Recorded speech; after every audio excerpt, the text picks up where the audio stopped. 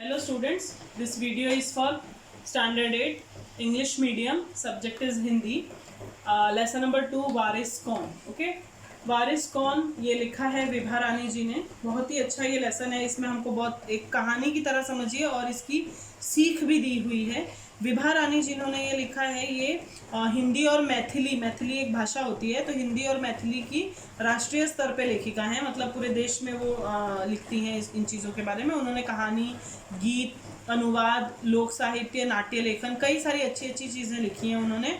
और इस संवादात्मक कहानी, संवादात्मक मतलब क्या होता है? कन्वर्सेशनल, मतलब जब आप बातें कर रहे हैं, ऐसी कहानी में उन्होंने ये बताया है कि उत्तम फल प्राप्त करने के लिए समय और साधनों का सदुपयोग करना चाहिए. यानी अगर हमको लाइफ में अच्छा रिजल्ट चाहिए तो उसके लिए हमको टाइम और सोर्सेस उनका अच्छा यूज़ करना चाहिए. जैसे अभी आपको अगर एग्जाम्स में अच्छे मार्क्स लाने हैं तो जाहिर बात है आपके पास ये जो लॉकडाउन का पूरा पीरियड है इसका आप अच्छे से अच्छा इस्तेमाल करें. आपको जो भी सोर्सेस अवेलेबल हैं, वीडियोज़ हैं, टेक्स्ट बुक्स हैं, उसको अच्छे से फॉलो अप करें. अगर वो करेंगे तो जाहिर बात है उसका रिजल्ट भी अच्छा होगा. जो ऐसा करता है वही जीवन में सफल होता है. ठीक है, तो इसके बारे में अब हम पाठ शुरू करते हैं जिसका नाम है वारिस कौन. ये एक प्रश्नवाचक चिन्ह यहाँ पे लगाया गया है, यानी एक सवाल है. ठीक है, वारिस कौन. वारिस एज यू नो, वारिस का मतलब क्या होता है कि एक जो मेन हेड होता है आपकी फैमिली का, जब उसके बाद जो अगला हेड कौन बनेगा आपकी फैमिली का. देखो जैसे राजा महाराजा होते थे तो जब राजा मर जाते थे तो उनके बच्चों में से जो सबसे बड़े होते थे वो वारिस बनते थे.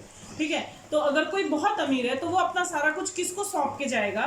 तो एक ये पिता और उनकी पुत्रियों के बीच की ये कहानी है कि पिता ये सोच रहे हैं कि वो अपनी बेटियों में से कौन सी वाली बेटी को अपना वारिस बनाए. तो ये पाठ बहुत ही अच्छा है, हम पढ़ते हैं.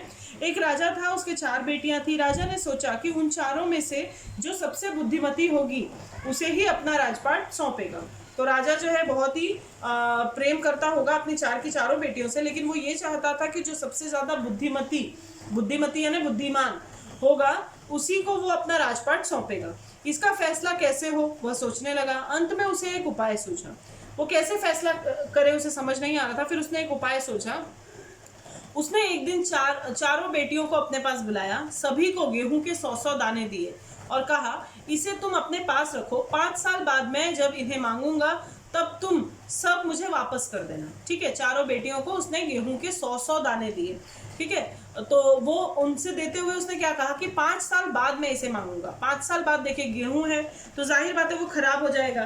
ठीक है, और 5 साल बाद जब पिताजी से मांगेंगे तो ये कैसा बचेगा. ये सोचकर वो बहनें अपने उलझन में आ गई. गेहूं के दाने लेकर चारों बहनें अपने अपने कमरे में लौट आई. चारों बहनें अपने अपने कमरे में चली गई. बड़ी बहन ने उन दानों को खिड़की से बाहर फेंक दिया. उसने सोचा आज से 5 साल बाद पिताजी को गेहूं के इन दानों की याद रहेगी क्या, और जो याद भी रहा तो क्या हुआ, भंडार में से लेकर दे दूंगी. उसने ये सोचा. पहली बेटी ने देखो गेहूं का क्या उपयोग किया. उसने 100 के 100 दाने बाहर फेंक दिए और उसने कहा कि पिताजी को 5 साल के बाद तो ये याद रहेगा नहीं, और अगर याद आ गया तो भंडार समझता है, जो खजाना होता है जैसे पैसों का, वैसे अनाज का बड़ा भंडार होता है, गोडाउन टाइप, तो वहां से लाके मैं दे दूंगी. दूसरी बहन ने दानों को चांदी के एक डिब्बे में डालकर उसे मखमल के थैले में बंद करके सुरक्षा से अपनी संदूकची में डाल दिया. संदूकची यानी जो संदूक होती है ना, क्या बोलेंगे उसको, पेटी जिसको हम बोलते हैं, तो वैसे बड़ी सी संदूकची में डाल दिया.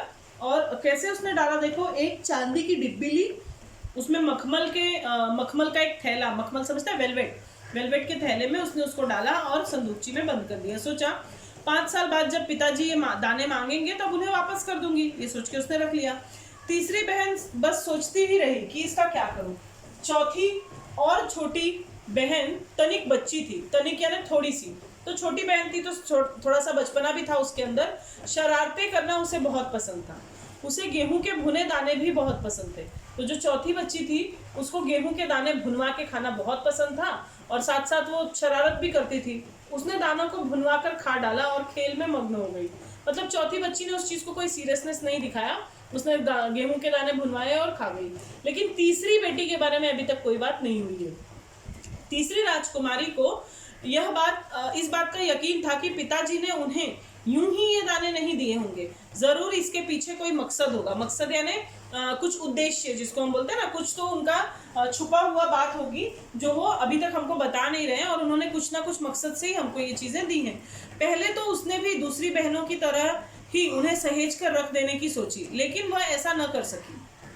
उसने दोनों जो बड़ी बहनें थी उनकी तरह सोचा कि इसको कहीं सहेज के रख दे, ठीक है। उसने वो दाने फेंक दिए थे बड़ी वाली ने, और उसने सोचा था बाद में दे दूंगी, और सेकंड नंबर वाली ने क्या किया था, उसने तो संदूकची में बंद कर दिए थे।